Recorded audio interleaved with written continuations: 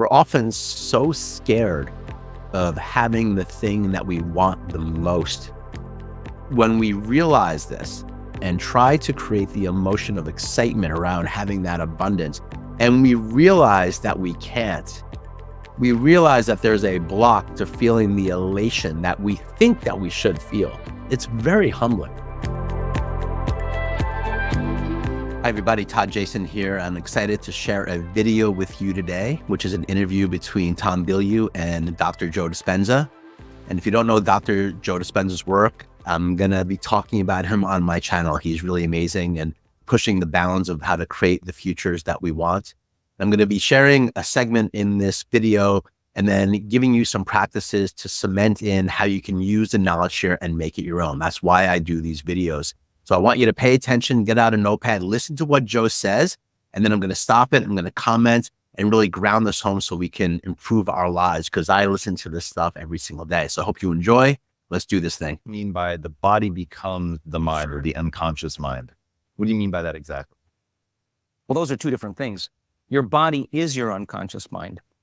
In a sense, if you're sitting down and you start thinking about some future worst case scenario that you're conjuring up in your mind, and you begin to feel the emotion of that event, your body doesn't know the difference between the event that's taking place in your world, outer world, and what you're creating by emotion or thought alone. So most people then, they're constantly reaffirming their emotional states.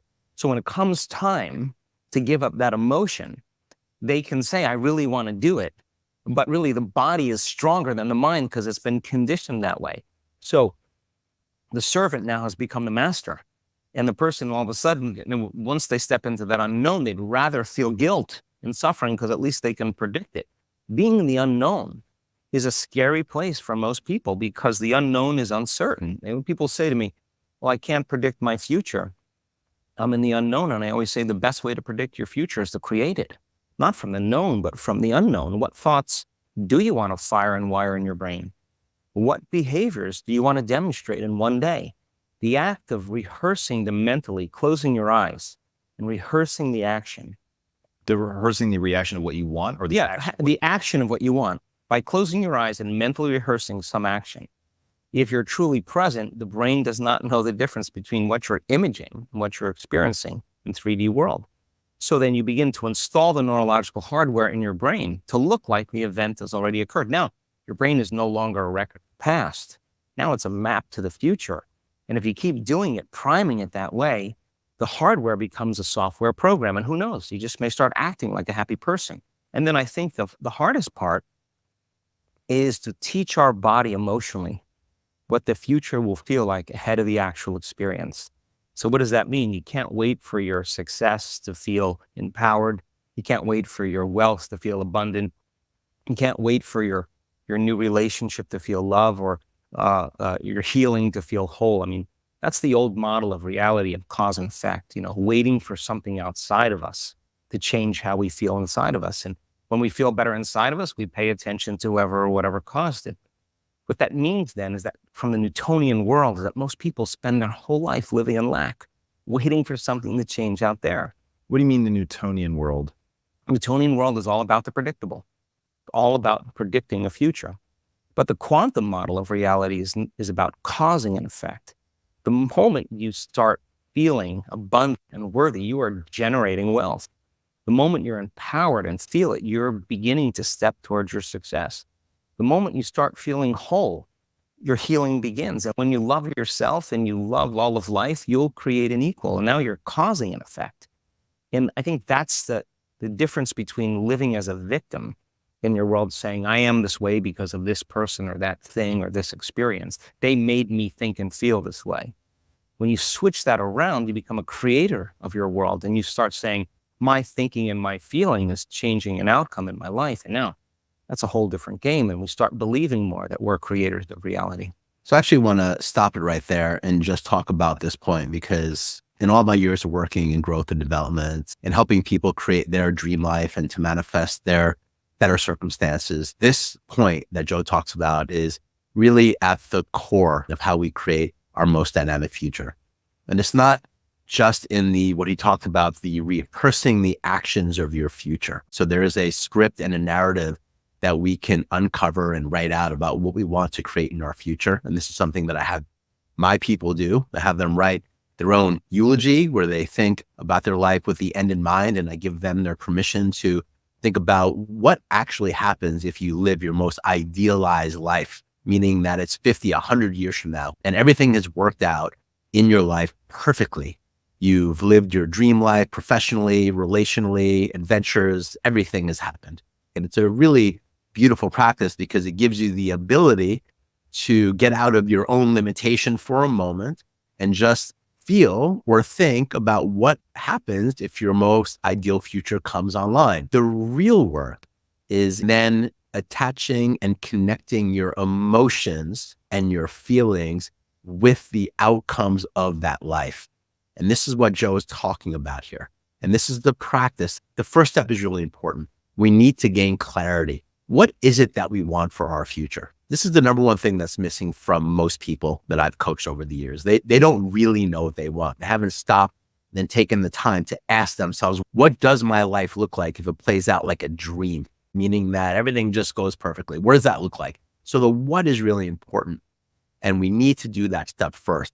But this second piece is what makes the difference. And the second piece is this emotional connection. And I found personally this being difficult. So when I look at the map of my life in the future that I've written out, I can look at that and say, yeah, that sounds good.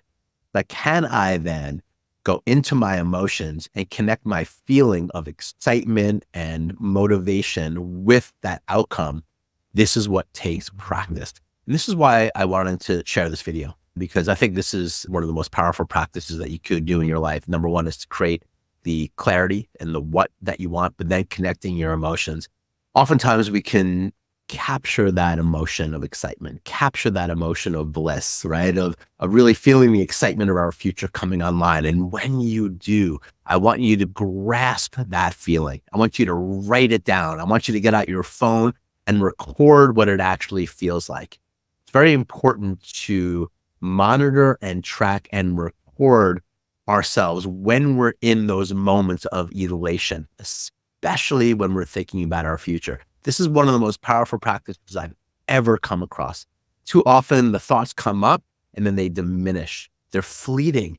We get these moments of inspiration, these moments of clarity, and then they go away and we fall back into the fog. What I often do is when I get that moment of inspiration, I can see it in my eyes. I light up. I take my phone and I go out for a walk and I walk around expounding with my voice what this feels like and what I will actually do with it. And this accelerates the neural pathways to open up and have more of it. So instead of going into the continuous negative spin cycle of fear, doubt, limitation, we consciously lift ourselves out of this and move ourselves over, like lifting a old school record needle up from the old record into the new record. And we fortify that new record with repetition and consistency that allow us to create this new reality as our default. This is why I love Joe's work. Let's jump back into it. That you have the aha and then nothing. Yeah. Yeah. And it is a danger, because then people will shrink back into mediocrity and they'll use the insight to excuse them from taking a leap. They'll say, yeah, I have a chemical imbalance in my brain. Yeah, my father was really overbearing. He was a perfectionist. That's why I am the way I am. People, they come up with stuff to excuse themselves. The insight is actually giving them permission to stay limited. And it's an amazing idea, because they'll say to you that they really want to get over their anxiety. But let's take your ex-husband, let's put him in a straitjacket, let's duct tape him and shoot him to the moon. Now what? What are you going to do now? You still have to make those changes. And so then the person's enemy dies, or something shifts in their life, and that person's gone, they'll find another person to hate. This is just how we function as human beings. We just applied another reason to feel those emotions. So I think when people start to understand this, I think knowledge is power, but knowledge about yourself is self-empowerment. So I want to stop it there again and just talk about the power of this. What he says here is so true. If you remove your external problems out of your life right now, you will find another way to replace those. You will find another person, another situation, the same job. The work is always to do the change on the inside. It's not just about changing our thoughts. This is also about learning how to create the emotions that are connected with that story and fortifying those emotions through repetition. And again, this can often feel weird at first. It's hard to feel that emotion of you having a lot of money, of having that big success, of having that relationship. We're often so scared of having the thing that we want the most. When we realize this and try to create the emotion of excitement around having that abundance, and we realize that we can't, we realize that there's a block to feeling the elation that we think that we should feel. It's very humbling. This is the most powerful thing that you can do for yourself, is to learn how to gently navigate yourself into that moment of freedom and then amplifying it through practice. And over time, you're going to experience massive shifts in your life, in the external, because you created the tipping point on the internal. So I'm going to stop this video here, but I just wanted to share this because I love Joe Dispenza's work. I think he's amazing. You should definitely read his books. I'm going to work hard to get him here on my channel, and I hope that this video helps. Love, guys.